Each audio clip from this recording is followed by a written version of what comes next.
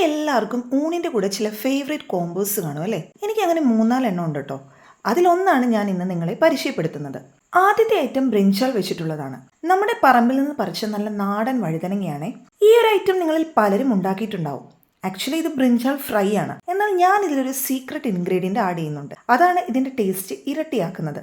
ആദ്യം വഴുതനങ്ങയെ വട്ടത്തിൽ ഈ ഒരു തിക്നെസ് മുറിച്ചെടുക്കുക. ഇനി അതിലേക്ക് നമുക്ക് പൊടികൾ ചേർക്കാം. ആവശ്യത്തിന് ഉപ്പ്, മഞ്ഞൾപ്പൊടി, മുളക് പൊടി, കാശ്മീരി ചില്ലി പൗഡർ.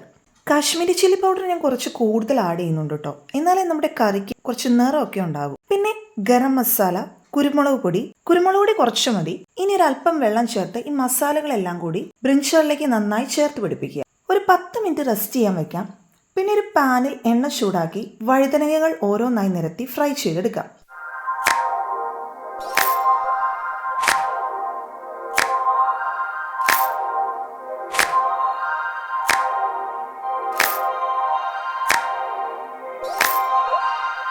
ഒരു 4 മിനിറ്റ്സ് ഒക്കെ ആകുമ്പോൾ മറിച്ചിട്ട് കൊടുക്കാം. നന്നായിട്ട് മുരിച്ചെടുക്കുന്നതാണ് ടേസ്റ്റ്. അങ്ങനെ മറിച്ചിട്ട് മറ്റേ വശവും ഇതുപോലെ മുരിഞ്ഞു വരുമ്പോൾ കോരി മാറ്റാം.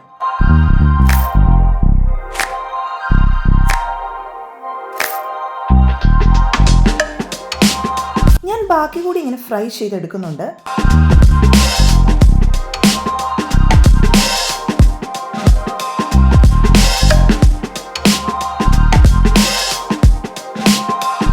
ഇതിന്റെ സീക്രട്ട് ഇൻഗ്രീഡിയന്റ് ആഡ് ചെയ്യേണ്ടത് ഒരു ഹാഫ് നാരങ്ങ ഇതിലേക്ക് പിഴിഞ്ഞു ചേർക്കുക. എന്നിട്ട് നന്നായി ഇതുപോലെ മിക്സ് ചെയ്യുക.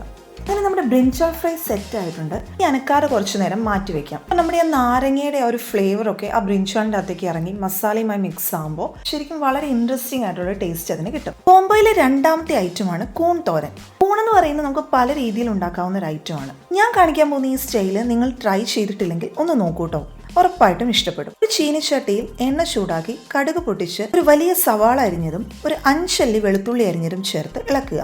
സവാള ഒന്ന് വാടി വരുമ്പോൾ അതിലേക്ക് ഉപ്പ്, മഞ്ഞൾപ്പൊടി, മുളക് പൊടി എന്നിവ ചേർക്കുക.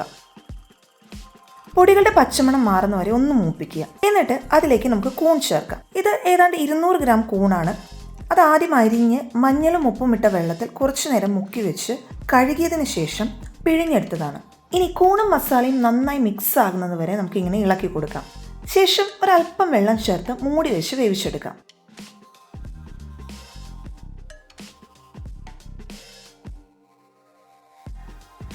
ഇടയ്ക്ക് തുറന്ന് ഇതുപോലെ ഇളക്കി കൊടുക്കണം കേട്ടോ. ഇനി ഇതിലേക്ക് ഞാൻ ചേർക്കുന്നത് തേങ്ങ ചിരകിയതാണ്. അതും ചേർത്ത് നന്നായി ഇളക്കി കുറച്ചു നേരോടെ ഒന്ന് വേവിക്കാൻ വെക്കാം. അതിനുശേഷം തുറന്നു വെച്ച് ഇളക്കി കൊടുത്ത് വെള്ളമൊക്കെ ഒന്ന് വറ്റിച്ചെടുക്കണം. ഇപ്പോൾ വെള്ളമൊക്കെ ഏതാണ്ട് വറ്റി വന്നിട്ടുണ്ട്. അങ്ങനെ നമ്മുടെ കൂൺതോരൻ ഇവിടെ സെറ്റായി വന്നിട്ടുണ്ട്. ഇനി നമുക്ക് ചോറ് വിളമ്പാം. ബ്രിഞ്ചാൾ ഫ്രൈ ഇത് ആക്ച്വലി 2-3 പീസിന് ധാരാളമാണ് ഇപ്പോൾ നമുക്ക് ചോറുണ്ടായി. പിന്നെ നമ്മുടെ കൂൺതോരൻ. ഇനി ഇത് രണ്ടും കൂടി ഇളക്കി ഒന്ന് കഴിച്ചു നോക്കണം. ഒരു രക്ഷയും ഇല്ലാത്ത സ്വാദാണ്. ഇവിടെ പിള്ളേരുടെയും ഒരു ഫേവറേറ്റ് കോംബോയാണ്. സോ എല്ലാവരും ഒന്ന് ട്രൈ ചെയ്തിട്ട് അഭിപ്രായം അറിയിക്കുക. മറ്റൊരു വീഡിയോയുമായി കാണുന്നവരെ ബായ്.